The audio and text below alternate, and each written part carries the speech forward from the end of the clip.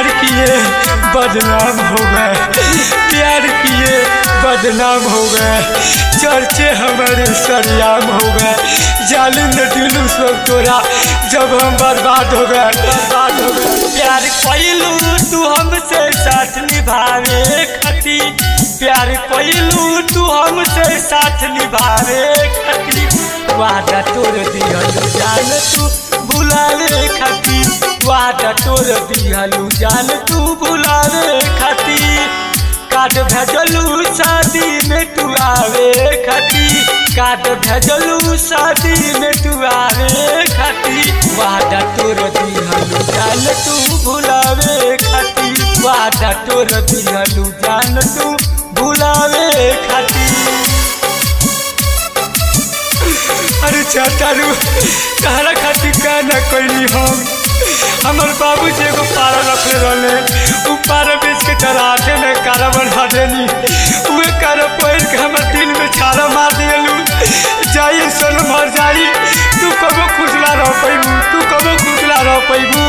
हम न जननी संगे तू करबू बेवफाई, दिल के कबो न तो से लगैती हर जाई। हम न जननी संगे तू करबू बेवफाई, दिल के कबो न तो से लगैती हर जाई। गुण सिखलू कहाँ से उतर पावे खातिर, गुण सिखलू कहाँ से उतर पावे खातिर, वादा तोड़ दिहलू जान तू भुलावे खातिर, वादा तोड़ दिहलू जान तू भुलावे खातिर।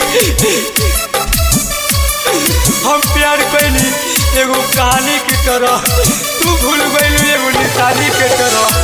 हम प्यार कैली एगो कहानी के तरह, तू भूल गइलू एगो निशानी के तरह। अरे पगली हम तो दीवाना हई, तोहर आंसू में पी गइली पानी के तरह, पानी। शादी करबू जे दूसरा से नहीं रह पाइबो, टोली उठी तोहार तो नहीं सो पाइबो।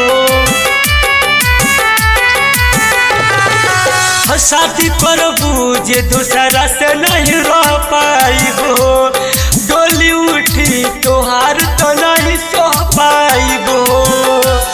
खबर भेजलू हरविंदर से बतावे खातिर, खबर भेजलू दयालू से बतावे खातिर, वादा तोड़ दिहलू जान तू भुलावे खातिर, वादा तोड़ दिहलू जान तू रोआवे खातिर।